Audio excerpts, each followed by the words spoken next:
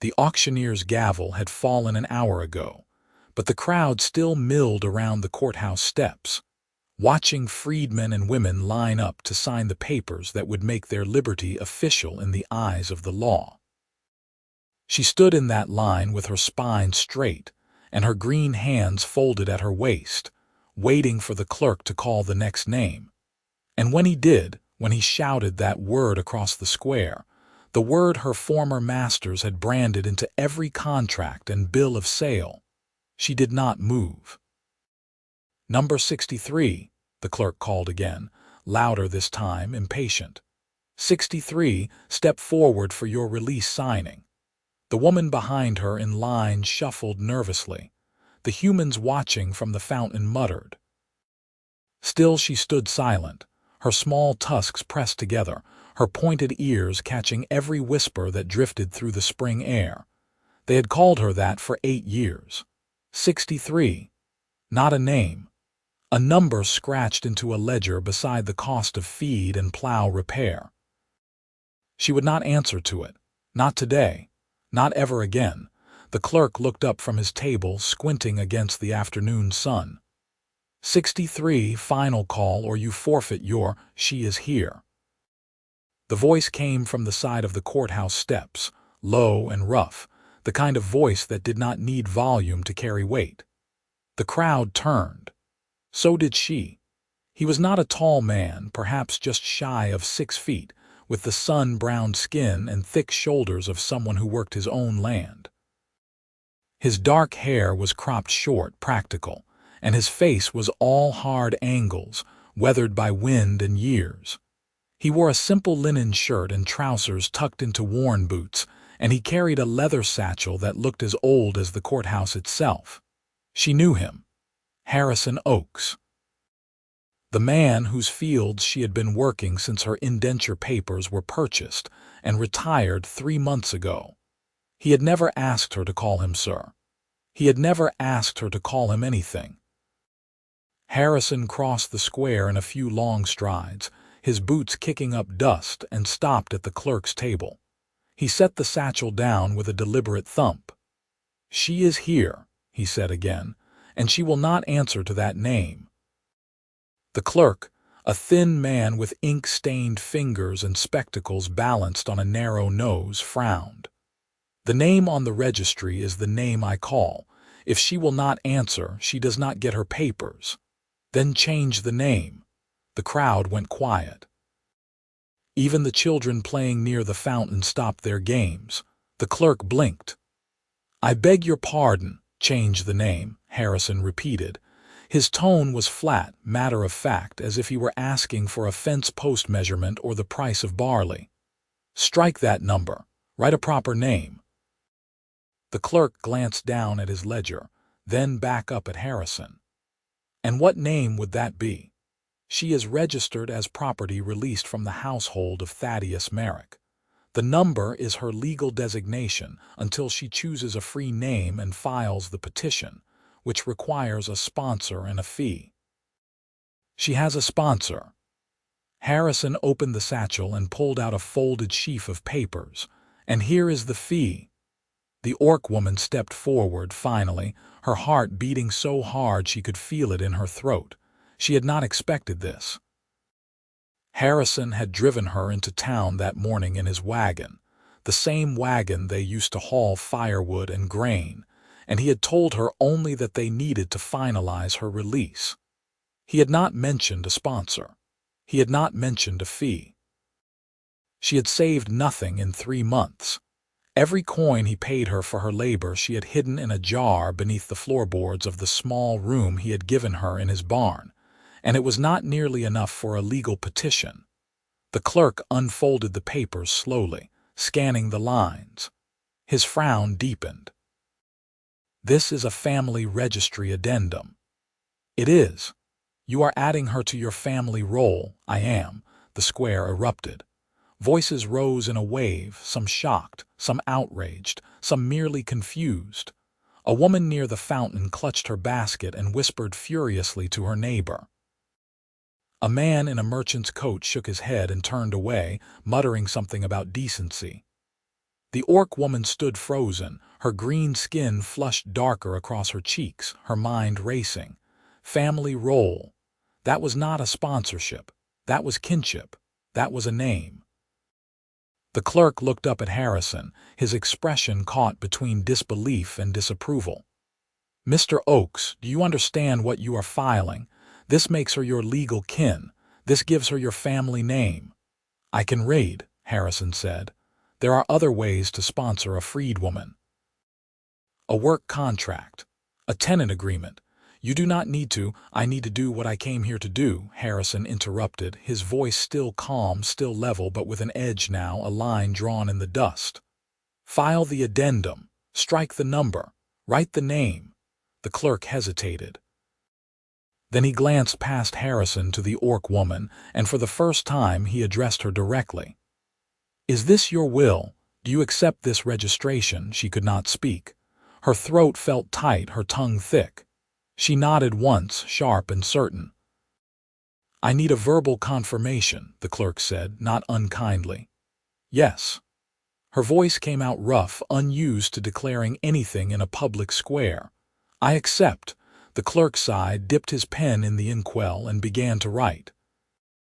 The scratch of the nib on parchment was the only sound in the square for a long moment.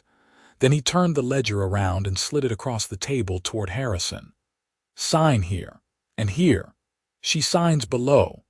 Harrison signed without hesitation, his handwriting blocky and unpracticed but legible. Then he stepped aside and gestured to her. She moved forward on legs that felt strangely unsteady, took the pen the clerk offered, and stared down at the line where her new name was written in fresh black ink. Hestia Oakes. She had never written her own name before. She had never had one to write. She pressed the pen to the parchment and carefully, slowly, traced the letters as Harrison had shown her during their evenings by the fire when he taught her to read his seed catalogs and account books. Her hand shook, but the signature held. The clerk blotted the ink, folded the document, and pressed his seal into the wax. "Witnessed and recorded. Hestia Oakes, you are a free woman under the law with all rights and protections granted therein." He handed her a copy of the paper, thin and crisp, still smelling of ink and wax. "Keep this safe." She took it with both hands, holding it as if it might dissolve. Harrison picked up his satchel and turned to go, and she followed, stepping down from the courthouse platform into the square. The crowd parted for them, not out of respect but out of something else, something harder to name. Suspicion, confusion, disapproval. She felt their eyes on her back, heard the whispers starting again, but she did not look back. She kept her gaze on Harrison's broad shoulders as he walked toward the wagon, steady and unhurried. They were almost to the edge of the square when a voice called out, sharp and commanding. "Hold there, Oakes." Harrison stopped. So did she. They turned together. A man stood on the courthouse steps, tall and well dressed in a coat of deep blue wool, his graying hair oiled and combed back from a high forehead. She recognized him instantly, and her stomach dropped. Thaddeus Merrick, her former master. The man who had bought her at 14 and worked her in his fields and kitchens, until the new territorial laws forced him to release her, or pay a freedman's wage he refused to consider. Merrick descended the steps slowly, his polished boots clicking against the stone. He had a younger man with him, a clerk or assistant who carried a leather folder. "A word, if you please," Merrick said, his tone polite, almost friendly, but his eyes were cold. Harrison did not move.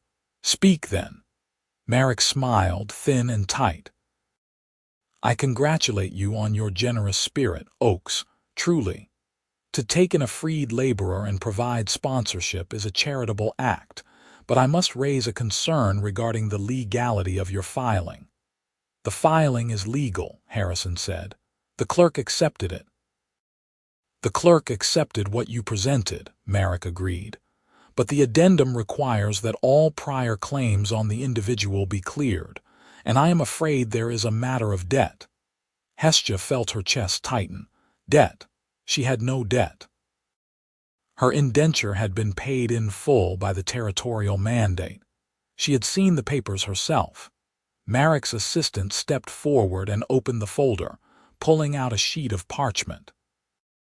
During her period of service, the individual known as 63 incurred costs beyond the standard provision. Medical treatment following an injury in the second year. Replacement of damaged tools. Additional rations during a prolonged illness. These costs were noted in my client's personal ledger and were to be settled upon release. She was injured in your service, Harrison said, his voice dangerously quiet.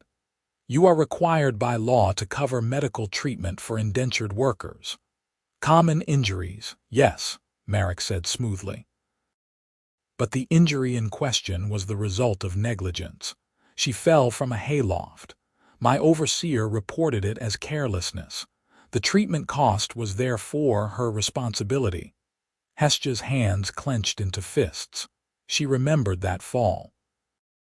She remembered the rotted board that gave way beneath her weight, the sickening crack as her shoulder struck the barn floor, the weeks of pain that followed.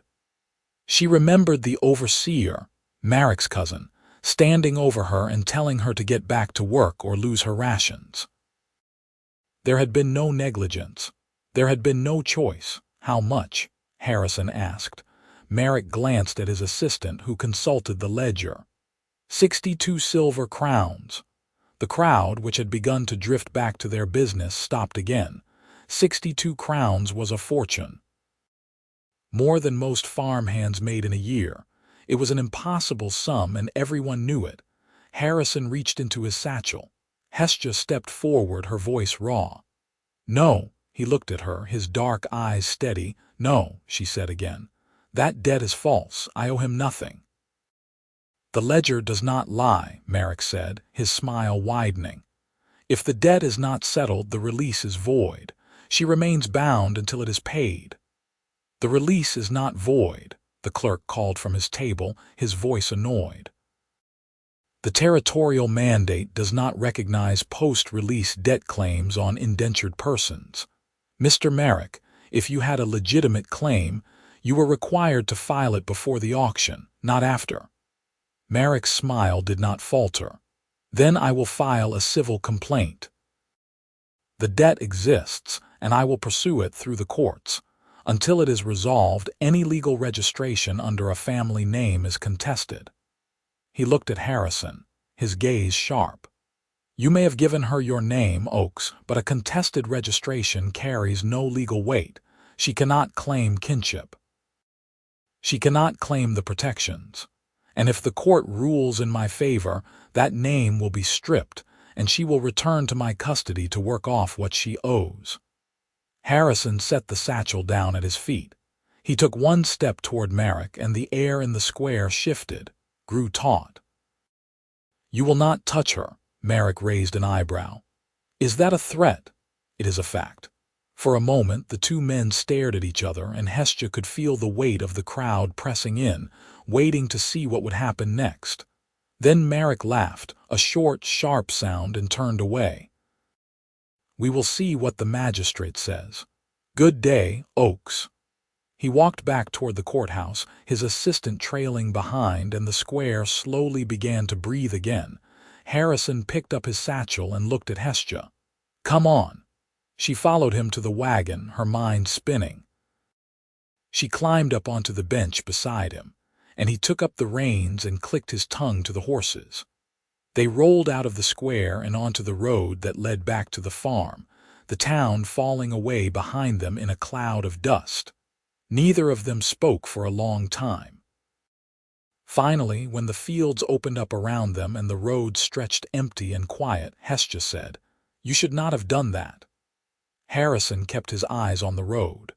Done what? Given me your name. Now he will drag you into his fight. He will make you pay for my freedom. You are free, Harrison said. The law says so. The law also lets men like him twist the rules until they get what they want. She looked down at the paper in her hands, the ink already drying, the name already real. "He will take this from me. He will take it from you."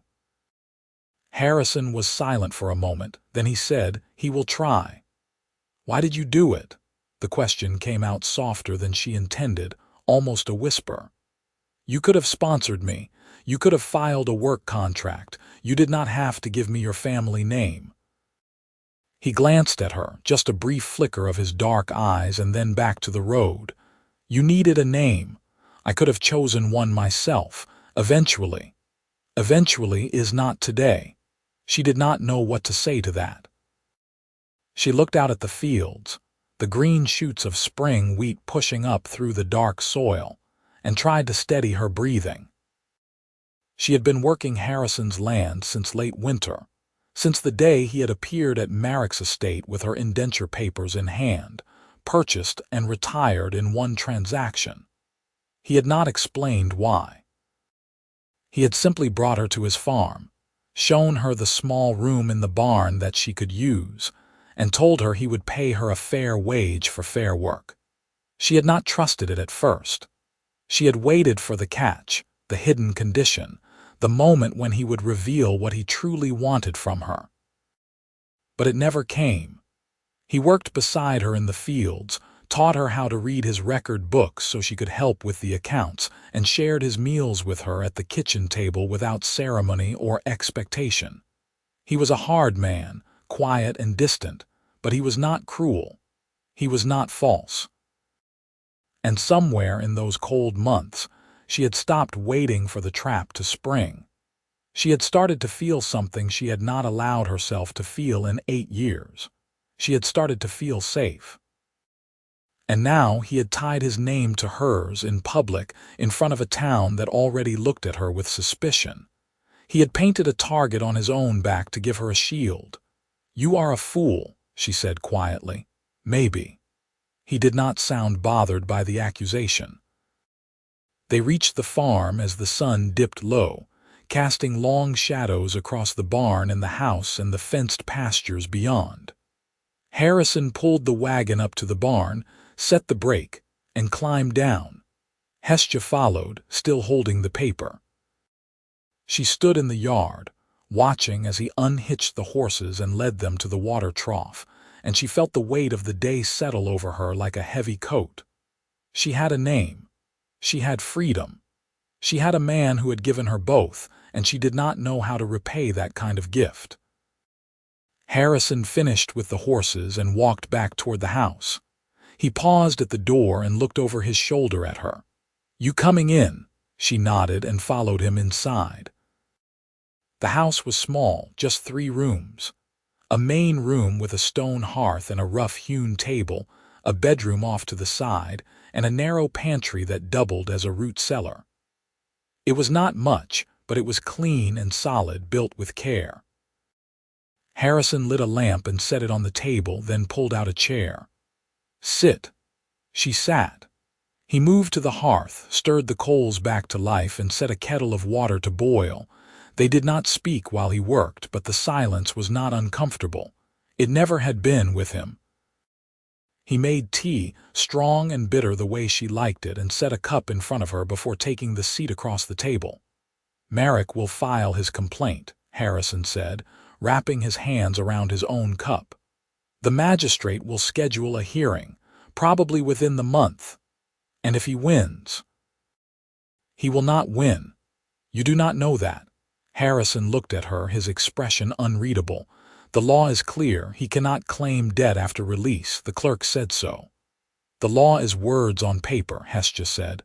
"Words can be argued, twisted. Merrick has money. He has influence. What do we have?" "The truth." She almost laughed, but it came out bitter. "The truth does not matter when the magistrate is drinking at Merrick's table every Sunday." Harrison was quiet for a moment. Then he said, "Do you trust me?" The question caught her off guard. She looked at him, at the hard lines of his face, the steadiness in his eyes, and she realized that she did. Against all reason, against every lesson 8 years of bondage had taught her, she trusted him. "Yes.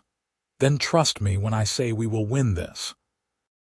He took a sip of his tea, set the cup down, and stood. "I am going to check the fence line before dark. Get some rest. Tomorrow we have work to do." He left her sitting at the table, and she heard the door close behind him, heard his boots crunching on the gravel outside. She looked down at the paper in her hands again, at the name written there in the clerk's neat script. Hestia Oakes. It felt strange, foreign, but also right in a way she could not explain. She folded the paper carefully and tucked it into the pocket of her apron, then took her tea to the window and watched as Harrison walked the fence line in the fading light, his silhouette dark against the rising stars. The days that followed were tense, but strangely ordinary. They worked the fields together, planting the last of the spring crops, mending the fences, tending to the chickens and the pair of goats Harrison kept for milk. He did not mention the hearing, and neither did she, but it hung between them like a storm cloud on the horizon, heavy and waiting.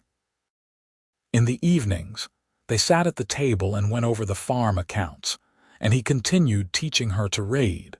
Moving from seed catalogs to the old books he kept on a shelf above the hearth, stories of distant places and heroes long dead. She was not good at it yet, stumbling over unfamiliar words, but he was patient, correcting her gently and waiting while she sounded out each syllable. One night, nearly 2 weeks after the courthouse, she closed the book they had been reading and looked at him. "Why did you buy my papers?" He was cleaning his pipe, scraping out the old ash with a small knife. He did not look up. "You needed them bought. So did a dozen others that day. I could only afford one. That is not an answer." He set the pipe down and finally met her eyes. "I saw you at Merrick's estate once. Last autumn. I was delivering grain to his overseer, and you were in the yard hauling water from the well. You looked tired. You looked angry, but you did not look broken." He paused. "I thought if she is still angry, she still has fight in her. That is worth something." Hestia felt her throat tighten. "And now, do you regret it?" "No. Even with Merrick making trouble, especially with Merrick making trouble." Harrison leaned back in his chair, his gaze steady. "Men like him think they can own people, think they can put a price on a life and call it law. Someone has to tell them they are wrong. And that someone is you, today it is." She wanted to say something, to thank him, to tell him that what he had done meant more than he could possibly know, but the words felt too small, too inadequate. So instead she said, "I will stand with you. At the hearing, whatever happens." "I know." 3 weeks after the courthouse incident, a notice arrived, nailed to the gate post at the end of Harrison's Lane. The hearing was scheduled for the 1st of June at the magistrate's office in town. Hestia read it twice, her stomach nodding. June 1st was only 5 days away. That evening, Harrison came in from the fields earlier than usual, his face drawn. He had been to town to speak with a solicitor, a man who handled land disputes and contract law. The news was not good. "The solicitor says Merrick has a case," Harrison said, dropping into his chair with a heavy sigh. "Not a strong one, but enough to make the magistrate listen. The debt ledger is a private record, but it is still a legal document. If Merrick swears to its accuracy, the magistrate has to consider it. Even though he did not file it before my release, even though." Harrison rubbed a hand over his face. "The solicitor thinks the magistrate will dismiss the debt claim. The law is clear on that, but the family registration is another matter. Merrick is arguing that I filed it under false pretenses, that I used it to shield you from a legitimate creditor. If the magistrate agrees, he can void the registration." Hestia felt cold. "And then what?" "Then you are still free, but you lose the name. You go back to being unregistered until you can file a petition on your own." "Which I cannot afford." Harrison nodded. "Which you cannot afford." She stood and walked to the window, staring out at the dark yard. "He wins either way. Even if the debt is dismissed, he strips me of the name." He makes you look like a fool. He proves that I am nothing. You are not nothing. Harrison's voice was firm, almost angry. Do not let him put that lie in your head. She turned to look at him. Then what do? He was silent for a long moment. Then he said, we tell the truth. We go to the hearing, we present the facts, and we let the law decide. The law is not on our side. Maybe not, but we are. The day of the hearing arrived cold and damp, the sky heavy with clouds that threatened rain. Harrison drove them into town in the wagon, neither of them speaking much. Hestia wore the same plain dress she had worn to the courthouse, but she had washed it and mended a tear in the sleeve, and she had pinned her dark hair back from her face. She wanted to look respectable. She wanted to look like someone who deserved a name. The magistrate's office was in a low stone building near the town square, and a small crowd had already gathered outside when they arrived. Hestia recognized some of the faces: the clerk from the courthouse, a few of Merrick's household staff, some townspeople who had nothing better to do than watch other people's trouble unfold. Merrick himself stood near the door, speaking quietly with his assistant. He looked up as Harrison and Hestia approached, and his thin smile returned. Oakes, Miss 63, prompt as always. Harrison ignored him and held the door open for Hestia. She walked inside, her head high, and he followed. The magistrate's chamber was a cramped room lined with shelves of record books and smelling of old paper and lamp oil. A long table stood at the front, and behind it sat the magistrate, a man of perhaps 60 with a gray beard and a bored expression. He gestured to the chairs arranged in front of the table.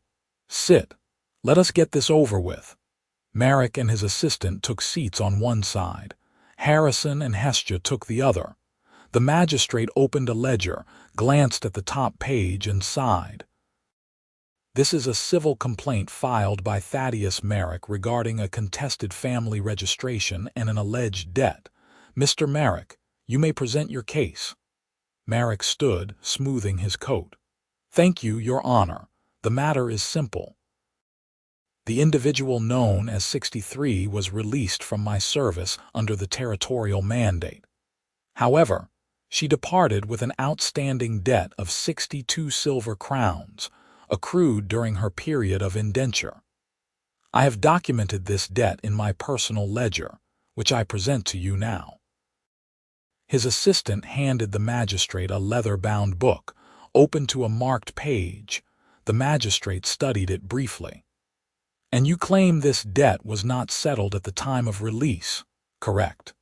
The mandate required only that I release her from service. It did not require that I forgive debts incurred through her own negligence.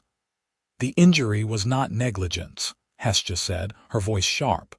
The board was rotted. Your overseer refused to repair it. The magistrate looked at her, his expression mildly surprised, as if he had not expected her to speak. You will have your turn, miss. Mr. Merrick, continue. Furthermore, Merrick said, Mr. Oakes filed a family registration on her behalf shortly after her release, using his own name to grant her legal kinship. I contend that this registration was filed in bad faith, as a means to shield her from my debt claim. I ask that the registration be voided and that the debt be enforced. The magistrate nodded slowly. Mr. Oakes, your response. Harrison stood. He did not have the smooth, practiced speech of a man like Merrick, but his voice was steady and his words were plain. The debt is false. The territorial mandate forbids post-release claims on indentured persons. Merrick knows this. He is using the ledger to harass her, and he is using this hearing to try to take back what the law says he cannot have. And the family registration is legal and proper. I filed it in good faith. She needed a name. I gave her mine. The magistrate leaned back in his chair, steepling his fingers. That is an unusual step, Mr. Oakes. A family registration typically denotes kinship by blood or marriage. She is neither your daughter nor your wife." "The law does not require blood or marriage," Harrison said. "It allows for adoption of kin by mutual consent. We both consented. The clerk accepted it." "The clerk accepted it because you did not disclose the debt," Merrick interjected. "There is no debt," Harrison said, his voice hardening. "Your ledger is a fiction. You are inventing charges to justify this complaint." Merrick's smile thinned. "Are you calling me a liar?" "I am calling you exactly what you are." The magistrate raised a hand. "Enough. I will not have this chamber turned into a brawl." He looked down at the ledger, then at Hestia. "You say the injury was not your fault." "It was not," she said. "The hayloft board broke. I fell. I was told to keep working or lose my rations. There was no treatment until I could not stand. And even then, the treatment was only what was necessary to get me back to work. And yet the ledger lists 62 crowns. The ledger is a lie." The magistrate frowned. He turned to Merrick. "Do you have corroboration, receipts from a physician, testimony from your overseer?" Merrick hesitated, just for a fraction of a second, but it was enough. "The injury occurred years ago. Records from that time are incomplete. So you have no proof." "I have my ledger, which is a personal record, not a legal document." The magistrate closed the book and handed it back to Merrick's assistant. "The debt claim is dismissed. The territorial mandate is clear. You cannot pursue post-release debts without prior filing and corroboration. This complaint is without merit." Hestia felt a rush of relief so strong her knees went weak. She gripped the edge of her chair to steady herself, but Merrick was not finished. "And the family registration?" The magistrate turned his gaze to Harrison. "That is a separate matter. Mr. Oakes, I will ask you plainly. Why did you file a family registration instead of a standard sponsorship?" Harrison met his eyes. "Because a sponsorship would have left her vulnerable. Merrick could have contested it. He could have dragged her through hearings and appeals for months, maybe years. A family registration is stronger. It gives her legal standing. It makes her untouchable. It also ties your name and your property to her. If she commits a crime, you are liable. If she incurs debt, you are liable. That is a significant risk for someone you have known only a few months." "I know her well enough." The magistrate studied him for a long moment. Then he looked at Hestia. "And you, miss, do you understand what this registration means? It makes you kin to Mr. Oakes in the eyes of the law. It gives you his name, his protections, and his responsibilities. Do you accept that willingly?" "I do," Hestia said, her voice steady now. "I accept it willingly." The magistrate nodded slowly. "Very well. The registration stands. Mr. Merrick, your complaint is dismissed in full. The debt claim is invalid and the family registration is legally binding. This matter is closed." He struck his gavel once, sharp and final. Merrick stood, his face dark with anger. "This is an outrage. You are allowing a human man to claim an orc as kin. What precedent does that set? What message does it send?" The magistrate looked at him coldly. "It sends the message that the law applies to everyone, Mr. Merrick. Even you. Now get out of my chamber before I hold you in contempt." Merrick glared at Harrison, then at Hestia, and then turned and stalked out of the room, his assistant scrambling to follow. The magistrate gathered his papers and stood. "Mr. Oakes, Miss Oakes, you are free to go. I suggest you avoid further entanglements with Mr. Merrick. He does not strike me as a man who takes defeat gracefully." Harrison nodded. "Thank you, Your Honor." They left the chamber and walked out into the square. The crowd had dispersed, and the clouds had finally broken, spilling rain across the cobblestones. Hestia tilted her face up to the sky, letting the cold water wash over her skin, and she laughed, sharp and sudden. Harrison looked at her, one eyebrow raised. "What is funny? I have a name," she said. "A real name, and it is yours. He almost smiled, almost. "It suits you." They walked back to the wagon and he helped her up onto the bench before climbing up beside her. The rain was coming down harder now, soaking through their clothes, but neither of them moved to cover up. Harrison took the reins and clicked to the horses, and they rolled out of town, leaving the square and the courthouse and Thaddeus Merrick behind. When they reached the farm, the rain had softened to a drizzle. Harrison pulled the wagon into the barn, and they unhitched the horses together, working in comfortable silence. Hestia brushed down the mare while Harrison checked the feed bins, and when they were finished, they walked back to the house. Harrison lit a fire in the hearth, and Hestia changed out of her wet dress and into a dry work shirt and trousers.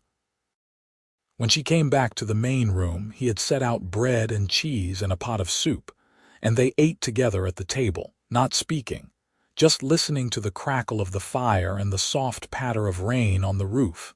Finally, Hestia set down her spoon and said, "What happens now?" Harrison looked at her.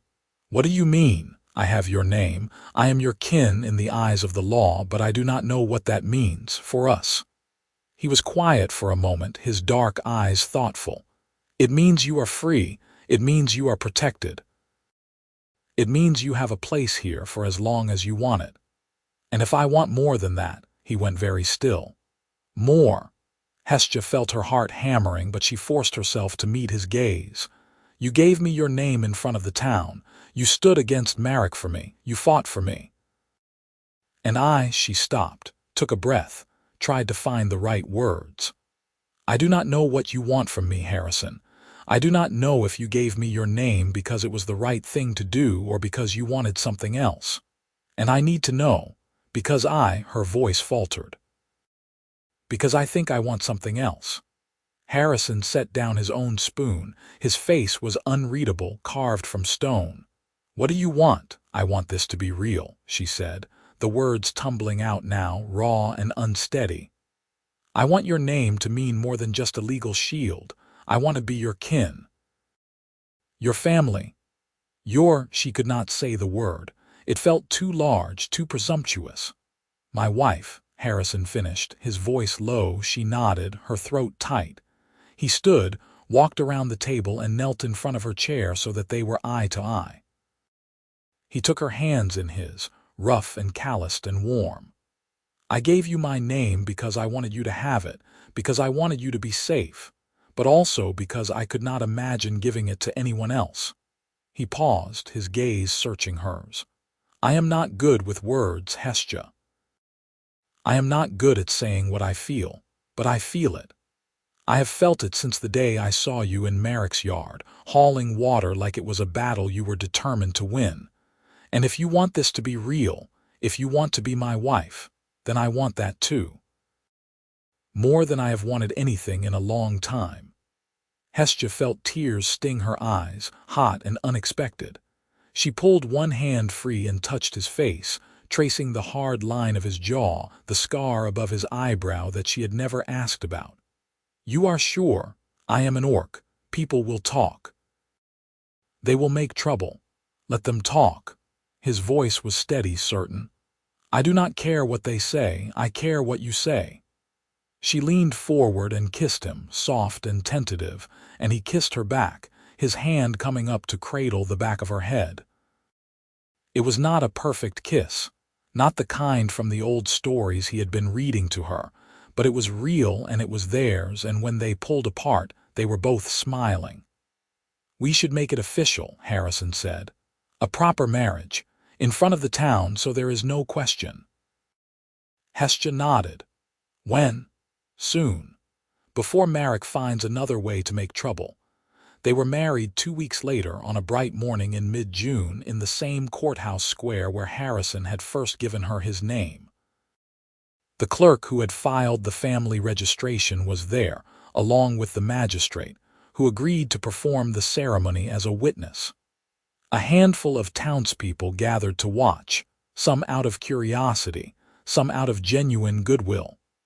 Merrick did not attend, but Hestia had not expected him to. Harrison wore a clean shirt and a coat that looked slightly too small for his broad shoulders, and Hestia wore a simple dress of soft green wool that she had bought with her saved wages. The magistrate read the vows from a worn prayer book, and they repeated the words, their voices steady and clear.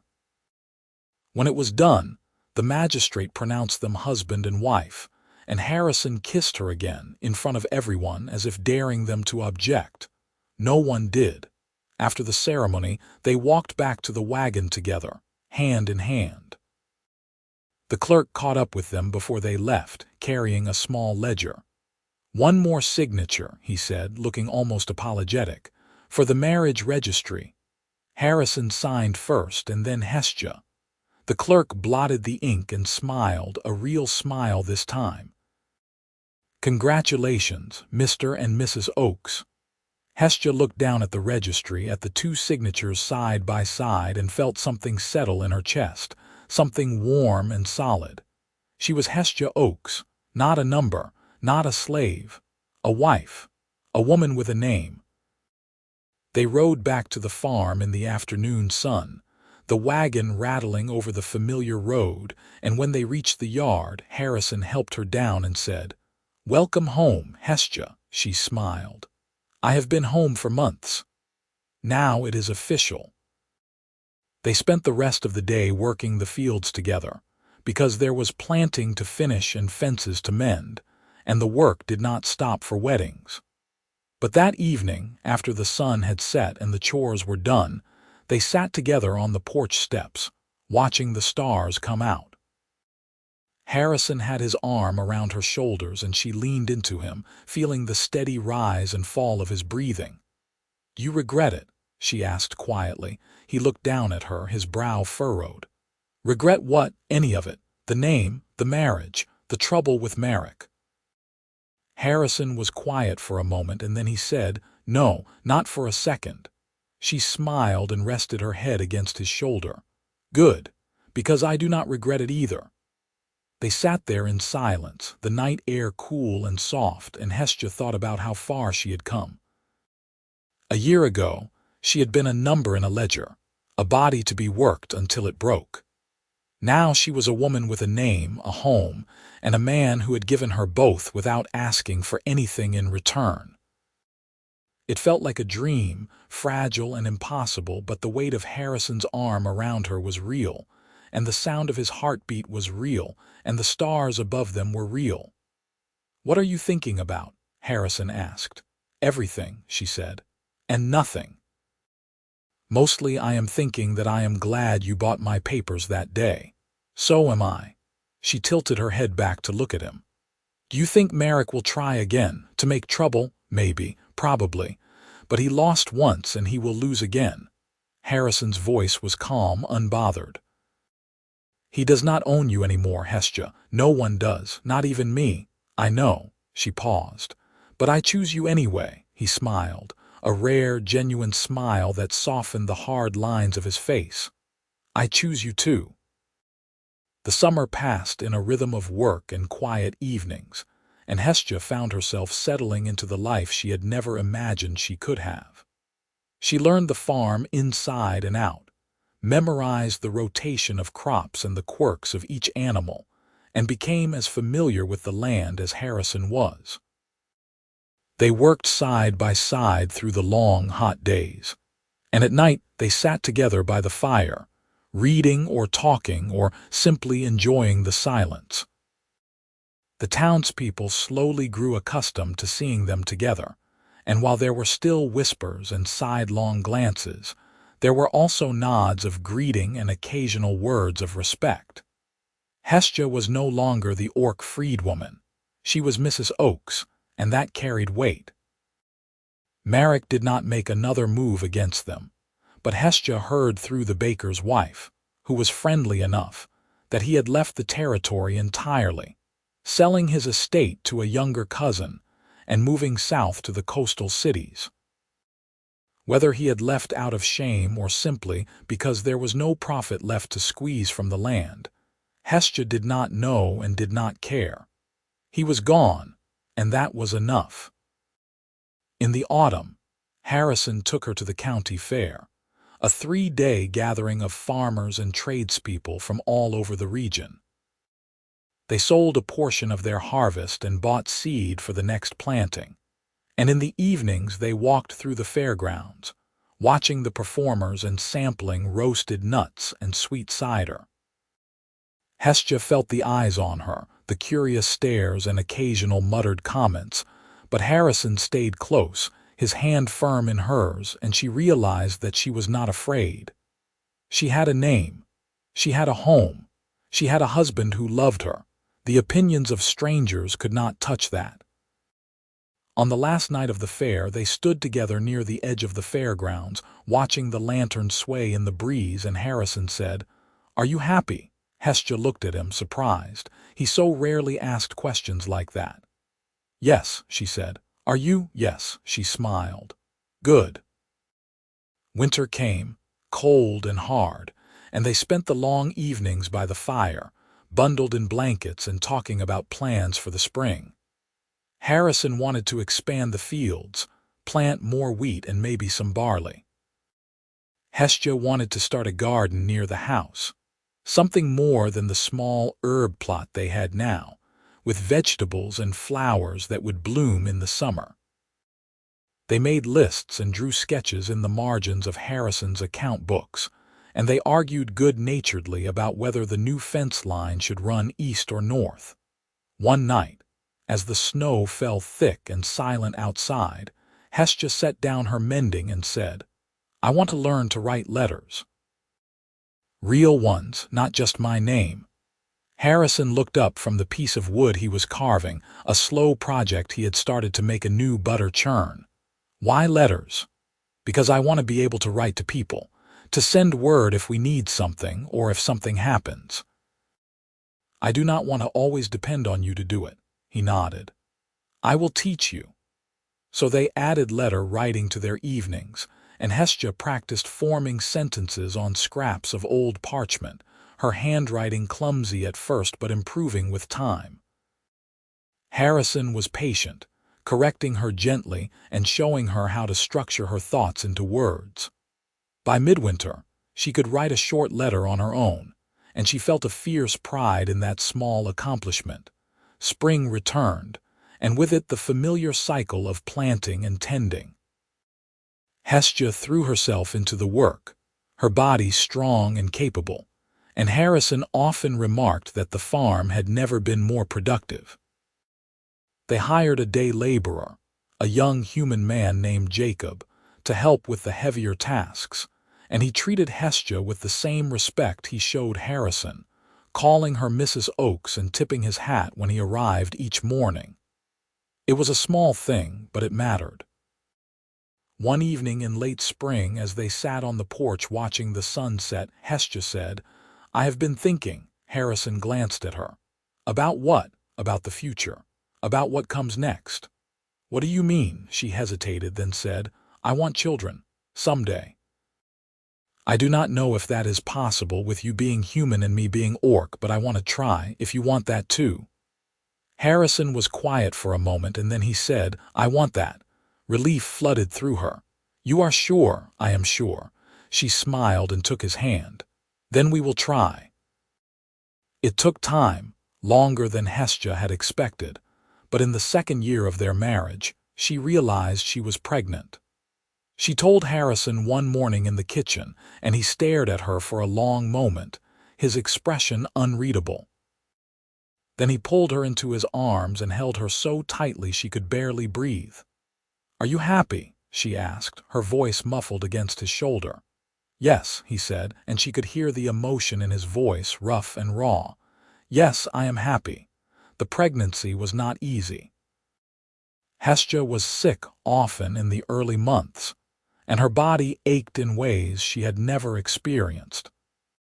But Harrison was there every step, bringing her tea and broth when she could not keep anything else down, helping her with the chores when her energy flagged, and reading to her in the evenings when she was too tired to do anything but listen.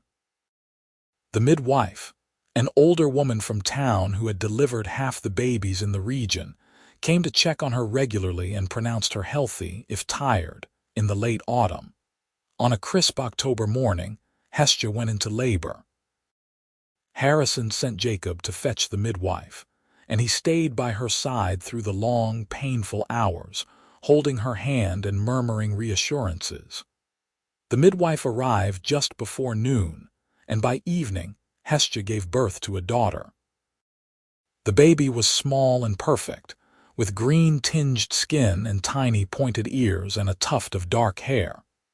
She wailed loudly when the midwife cleaned her and wrapped her in a blanket, and Hestia laughed through her tears. Harrison took the baby carefully, cradling her in his large hands, and looked down at her with an expression of pure wonder. "She is beautiful," he said. "She is ours," Hestia said, exhausted but smiling. They named her Hazel after Harrison's mother, and she became the center of their world. Hestia had never known she could love something so fiercely, so completely, and she watched Harrison transform from a quiet, reserved man into a doting father who sang lullabies in a gravelly voice and carved little wooden toys for his daughter to play with. The townspeople were curious about the baby, and a few of the braver ones came to visit, bringing gifts of blankets and jars of preserves. The baker's wife cooed over Hazel and declared her the prettiest baby she had ever seen, and Hestia felt a swell of gratitude for the small kindnesses. Not everyone accepted them, but enough did, and that was more than she had dared to hope for. When Hazel was 6 months old, Harrison took Hestia and the baby into town for the spring market. They walked through the square together, Hestia carrying Hazel in a sling against her chest, and Harrison carried the baskets of goods they had brought to trade. People greeted them by name, asked after the baby, and treated them like any other family. It was not perfect, but it was real and it was theirs. That evening, after they had returned home and put Hazel to bed, Hestia and Harrison sat on the porch steps, watching the stars. Hestia leaned against him, her head on his shoulder, and said, "I never thought I would have this." "Have what?" "This. A family, a home, a life." She paused. "I thought I would die as a number in someone's ledger, but you gave me a name, you gave me everything." Harrison wrapped his arm around her. "You gave me everything, too." They sat in silence, the night air soft and warm, and Hestia thought about the long road that had brought them here. From the courthouse square where she had refused to answer to a slave name, to the moment Harrison had stepped forward and claimed her as kin, to the hearing where they had fought for her freedom, to the wedding and the farm and the daughter sleeping peacefully inside. It had not been easy, and there were still people who looked at them with suspicion or disdain, but they had built something strong and true, something that could not be taken away. "I love you," Hestia said quietly. Harrison kissed the top of her head. "I love you too." The years passed, and their family grew. 2 years after Hazel, Hestia gave birth to a son they named Zachary, a sturdy boy with his father's dark eyes and his mother's green skin. The farm prospered, and they expanded the fields, built a new barn, and hired more help during the busy seasons. Hazel grew into a bright, curious child who loved to follow her father around the farm and ask endless questions, and Zachary was a cheerful baby who laughed at everything. The town continued to change around them. More orc families moved into the region, drawn by the territorial laws that granted them the same rights as humans, and the initial tension slowly gave way to cautious acceptance. Hestia became friends with a few of the other orc women, and they gathered occasionally to share advice and stories. Harrison was respected as a fair and honest landowner, and when disputes arose among the farmers, they often came to him for mediation. One afternoon, when Hazel was 5 and Zachary was 3, Hestia was working in the garden when a rider came up the lane. She straightened, shading her eyes against the sun, and recognized the town clerk. He dismounted and approached her, holding a folded letter. Mrs. Oakes, he said, tipping his hat. This came for you. Official correspondence from the territorial office. Hestia took the letter, her heart sinking. Official correspondence was rarely good news. Thank you. The clerk nodded and rode away, and Hestia carried the letter inside. Harrison was at the table, reviewing the planting schedule for the next season, and he looked up when she entered. What is that? A letter from the territorial office. She broke the seal and unfolded the parchment, scanning the lines. Her eyes widened. What does it say? Harrison asked, standing. Hestia read aloud. By order of the territorial governor, all registrations of Orc citizens filed under human family names are to be reviewed for compliance with updated kinship statutes. Affected families are required to appear before the registry office within 60 days to verify the legitimacy of their claims. Harrison's jaw tightened. They are challenging the registrations. They are challenging us, Hestia said, her voice sharp. They want to strip our names. Again. Harrison took the letter from her and read it himself, his expression darkening. This is Merrick's doing, or someone like him. They could not win in court, so they changed the law. What do we do? He set the letter down and looked at her. We go to the registry office, we verify our claim, and we fight if we have to. Hestia felt a familiar knot of anger and fear twist in her chest. She had thought this was over. She had thought her name was safe. But apparently safety was something you had to keep fighting for over and over again. Harrison reached out and took her hand. We will win this, Hestia, just like we won before. She nodded, squeezing his hand. I know. 60 days later, they made the journey to the territorial capital, a 2-day trip by wagon. They left the children with the baker's wife, who had become something of a grandmother figure to Hazel and Zachary, and set out early on a clear summer morning. The capital was larger than the town they were used to, with wide streets and tall buildings and a constant buzz of activity. Hestia felt overwhelmed by the noise and the crowds, but Harrison stayed close, guiding her through the unfamiliar streets to the registry office. Inside, they found a long line of Orc families, all waiting to verify their registrations.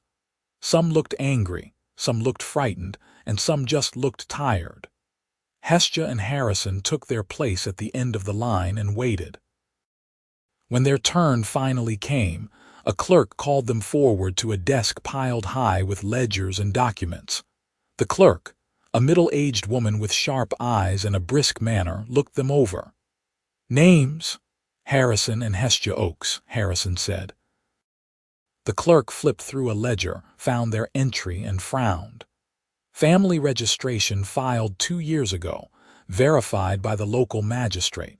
She looked up. The updated statute requires proof of marriage or legal adoption. You have documentation. Harrison pulled out the marriage certificate, signed and sealed by the magistrate. The clerk examined it, compared it to the ledger, and nodded. This is in order. Your registration is valid. Hestia felt a wave of relief so strong she nearly sagged. That is it. That is it, the clerk said, stamping the ledger. Next, they walked out of the registry office into the bright afternoon sun, and Hestia laughed, sharp and giddy. That was easier than I expected. Not everyone will be so lucky, Harrison said, glancing back at the long line still waiting. A lot of those families do not have marriage certificates. A lot of them filed family registrations the same way we did, as a legal shield. Hestia's smile faded. What will happen to them? I do not know. That night, they stayed at an inn near the registry office, and Hestia lay awake, thinking about the families in that line. She thought about the fear in their eyes, the uncertainty, the knowledge that their names could be stripped away with a stroke of a pen. She thought about how close she had come to being one of them, and how lucky she was to have Harrison, to have a marriage certificate, to have proof that she belonged. The next morning they made the journey back to the farm, and when they arrived, Hazel and Zachary ran out to meet them, their faces bright with joy. Hestia scooped them both up, holding them close, and felt the last of her fear dissolve. They were safe. They were whole. They were a family.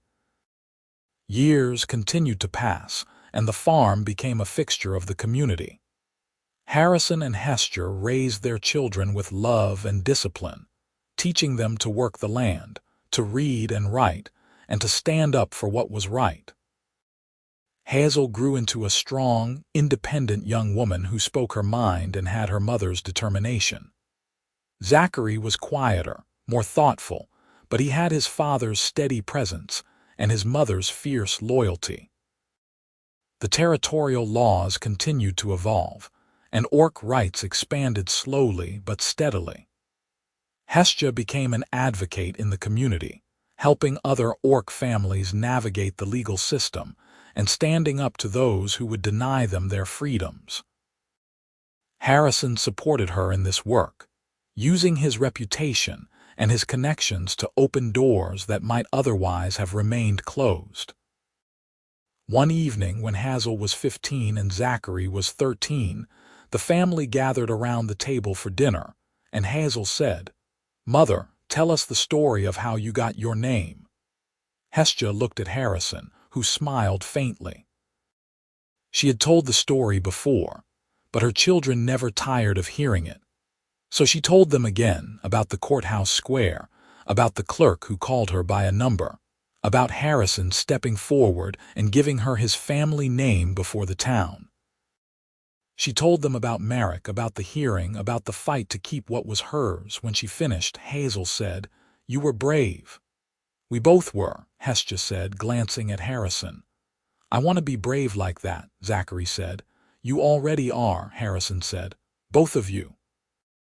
That night, after the children had gone to bed, Hestia and Harrison sat on the porch as they had done countless times before.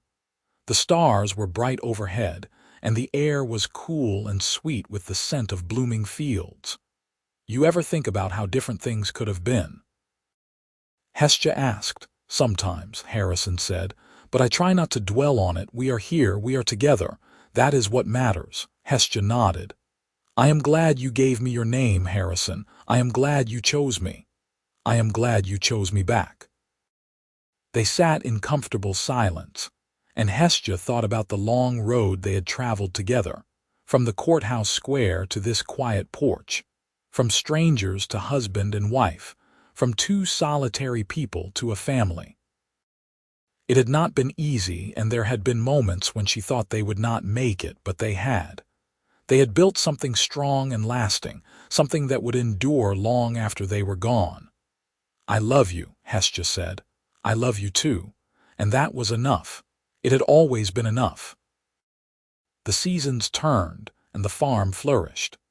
Hazel eventually married a young Orc man from a neighboring homestead, and they built a house on the edge of Harrison and Hestia's land.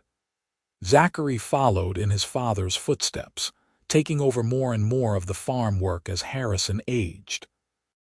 Hestia continued her advocacy work, and she became known throughout the region as a fierce defender of Orc rights and a voice for those who had none.